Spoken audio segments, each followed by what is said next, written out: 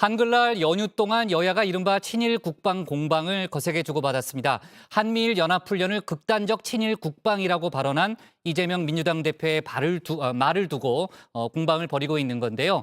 관련한 논란은 오늘도 이어졌습니다. 또 북한은 최근 도발을 이어오고 있는데 전술핵 운용부대 발사 훈련이라고 밝혔습니다. 또 적과의 대화는 없다는 김정은 위원장의 발언도 소개했습니다. 관련 소식을 유한울 체커가 정리했습니다. 네, 5시 하면 다정회 정혜원들의 뉴스 큐레이터 울체커입니다. 월요일의 뉴스픽5 바로 시작하겠습니다. 네, 오늘 준비한 소식은요. 친일 국방 공방, 대화 필요 없다, 무너진 자존심, 멀티데믹 비상, 올가을 첫눈입니다. 어제는 576돌 한글날이었습니다. 쉽고 편리하고 아름다운 한글. 세종대왕님은 거기에 올해엔 대체 공휴일까지 선사해 주셨습니다. 그런 만큼 연휴 동안이라도 곱게 쓰여야 할 우리말인데요. 여의도에선 그렇지 못했습니다. 발단은 바로 이 발언이었습니다. 했습니다. 저는 이게 일본의 이익을 위한 대한민국 국방이 대한민국의 군사 안보를 지키는 것이 아니라 일본의 군사 이익을 지켜주는 행위라고 생각이 됩니다. 그야말로 극단적 친일 행위다. 대일 굴욕 외교에 이은 극단적 친일 국방 아니냐라는 생각을 할 수밖에 없습니다. 네, 이 극단적 친일 국방, 우리나라와 미국 그리고 일본이 함께한 연합훈련을 두고 한 말입니다. 독도에서 멀지 않은 동해 공해상에서 북한의 미사일 위협에 대응하기 위해 진행한다. 앞서 뉴스픽에서 전해드린 바 있죠. 민주당의 저격 포인트, 일본 그리고 독도입니다. 홍범도 장군을 공격했던 일본의 군대가 대한민국으로 돌아왔습니다. 지난 30일 독도를 자국 영토라고 주장하는 일본의 해상자위대가 전범기인 우길기를 달고 사상 처음으로 독도 인근 동해에서 한미일 군사훈련을 실시했습니다. 국민들의 참담한 심정은 아랑곳하지 않고 어제 6일 오후 한미일 해상 미사일 훈련을 추가로 실시했습니다. 네, 고전에는 역시 고전으로 맞대응 들어가야죠. 반일 감정을 정확히 건드는 민주당의 지적에 국민의힘은 죽창과 반미 투쟁으로 맞섭니다. 정진석 비상대책위원장, 노무현 정권이었던 2007년 일본 해상자위대 전투함이 인천항에 들어와서 우리 군과 열었던 행사도 다시 끄집어냈습니다. 친일 국방은 죽창가의 변주곡이자 반미 투쟁으로 가는 전주곡이다. 일본 자위대를 빼고 한미 양국이 북핵 저지에 나서면 민주당은 박수를 칠까? 천만의 말씀이다. 그때 되면 민주당은 반미 자주의 노래를 목청껏 부를 게 분명하다.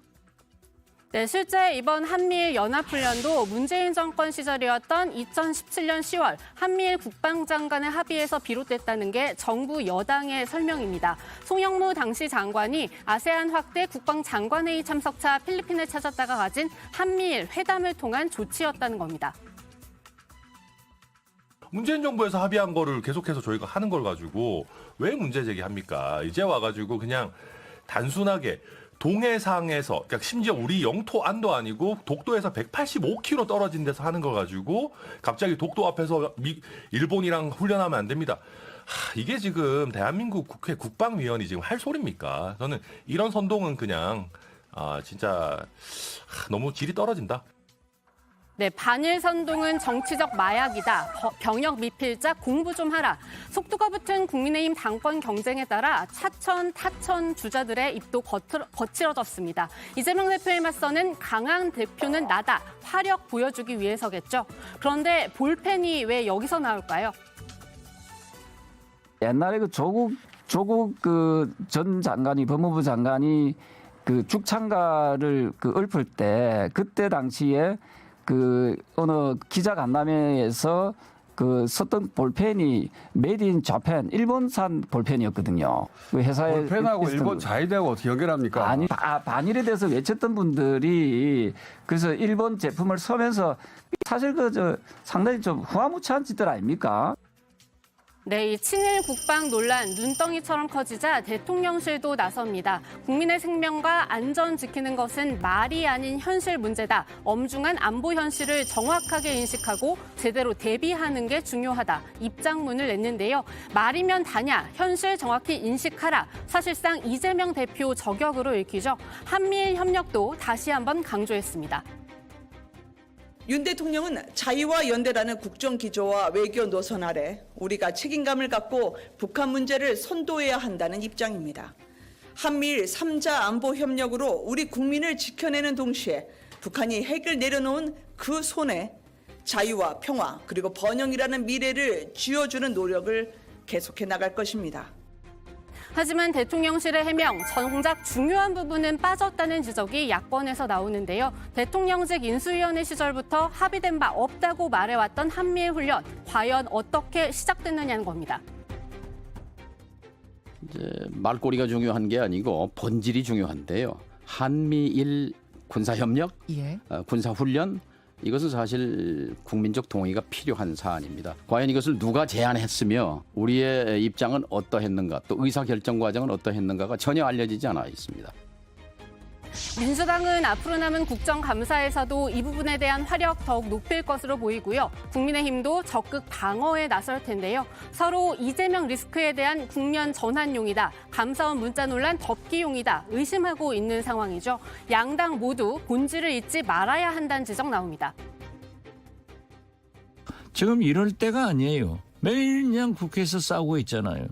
북한 핵 문제나 또는 경제 문제, 러시아 우크라이나 전쟁과 미중 갈등, 이런 외교적 문제가 산재해 있는데 정치적인 타결은 못하고 저렇게 매냥 싸우면은 우리 국민은, 우리 경제는, 우리 안보는 어디로 가냐 이거죠.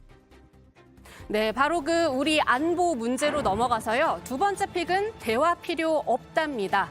북한이 또 쐈습니다. 보름 사이 7번째 미사일 도발입니다. 대통령실 국가안보실은 곧바로 긴급 NSC 상임위원회를 열고 북한을 강력하게 규탄했습니다. 한반도와 동북아 안보의 최대 걸림돌은 다름 아닌 북한의 핵과 미사일입니다. 북한으로 하여금 핵 보유가 영내 자유와 평화를 옥죄는 것은 물론 북한의 경제와 안보에도 도움이 되지 않는다는 사실을 깨닫게 하고자 합니다. 네, 7번의 도발, 장소를 옮겨가며 미사일도 섞어가며 쏘더니 이번에는 새로운 시간대입니다. 불빛 하나 없는 깜깜한 심야 시간대의 도발, 이번이 처음입니다. 언제 어디서든 타격 가능하다 보여주려는 움직임으로 풀이됩니다. 북한은 그 일환으로 지난달 25일 발사한 잠수함 발사 탄도미사일 저수지에서 쌓아 올렸다고 주장하기도 했죠. 그리고 7번의 도발, 그 정체가 드디어 밝혀졌습니다. 조선인민군 전술핵 운용부대들의 군사훈련이라고 합니다. 조선중앙통신은 이 사실을 보도하면서 김정은 국무위원장이 직접 지휘했다는 사실도 강조했습니다. 이번 훈련, 지난달 공표한 핵무력, 핵법제화에 이어 우리는 핵 보유국이다, 만천하에 과시하려는 것으로 보입니다. 우리의 핵을 놓고 더는 흥정할 수 없게 불퇴의 선을 그어놓은 여기에 핵무력 정책이 폭파가 가지는 중대한 의의가 있습니다. 핵무력 정책이 폭파됨으로써 우리 공화국 정부의 평화 애호적 입장과 우리 국가 핵무력 정책의 투명성, 당위성이 더욱 확실해졌습니다. 네, 그런데 여기서 주목해야 할 점, 북한은 이번 군사훈련을 한미 그리고 한미일 연합훈련에 대응한 것임을 분명히 했습니다. 또 모든 훈련지를 마친 김정은 위원장이 적들과 대화할 내용도 없고 또 그럴 필요성도 느끼지 않는다, 이렇게 말했다고 조선중앙통신은 밝혔는데요. 우리 대통령실이 강력 규탄과 동시에 대화 노력 멈춰서는 안 된다는 뜻 밝힌 지 하루도 지나지 않아서 나온 입장입니다. 대화도 필요 없다, 제재는 먹힐 줄 아냐, 내 갈 길 가겠다, 분명히 한 것으로 풀이됩니다. 그리고 그 종착점에는 7차 핵실험이 꼽히고 있죠. 천만에 이것은 적들의 오판이고 오산입니다. 백날 첫날 10년 100년을 제재를 가해보라 합시다. 지금 겪고 있는 곤란을 잠시라도 면해보자고, 되돌아가자고. 나라의 생존권과 국가와 인민의 미래의 안전이 달린 자유권을 포기할 우리가 아니면 우리로서는 절대로 핵을 포기할 수 없습니다. 네, 실제로 핵실험을 할지에는 최근 국제 정세에 대한 북한의 판단도 들어갈 텐데요. 큰 변수 중 하나가 바로 세 번째 픽에서 다룰 소식입니다. 바로 무너진 자존심입니다. 러시아가 점령한 크림 반도와 러시아 본토를 잇는 크림 대교, 여기에서 현지 시간 8일 아침 큰 폭발이 일어났습니다. 이 달이 푸틴이 건설을 지시하고 개통식에도 참석할 정도로 러시아의 자존심, 푸틴의 자존심으로까지 불립니다. 마침 폭발이 일어난 날 푸틴 대통령이 칠순을 맞이한 다음 날이기도 했죠. 폭발의 배후로 우크라이나를 지목한 러시아, 곧바로 보복 공격에 돌입했습니다. Запоріжжя – одне з українських міст, проти якого Росія спрямовує свій ракетний терористів, знешкоджують. Терор – це злочин. 네, 여기에 현지 시간 10일, 그러니까 우리나라 시간으로 약 2시간여 전에는 우크라이나 수도 키이우에서 큰 폭발음이 여러 차례 들려왔다는 외신 보도도 들어와 있습니다. 이어서 서부와 중부 도시들 곳곳에서도 폭발음 이어지고 있다는데요. 푸틴이 이번 폭발 사고를 빌미로 핵 버튼을 누를지에도 관심이 모입니다. 네, 다음 픽은 다른 분야로 좀 넘어가서요. 멀티데믹 비상입니다. 트윈데믹도 아니고 멀티데믹입니다. 앞서 이번 겨울 뉴스픽에서 코로나와 독감의 동시 유행 가능성 짚어드린 적이 있는데요. 서서히 현실이 되는 모습입니다.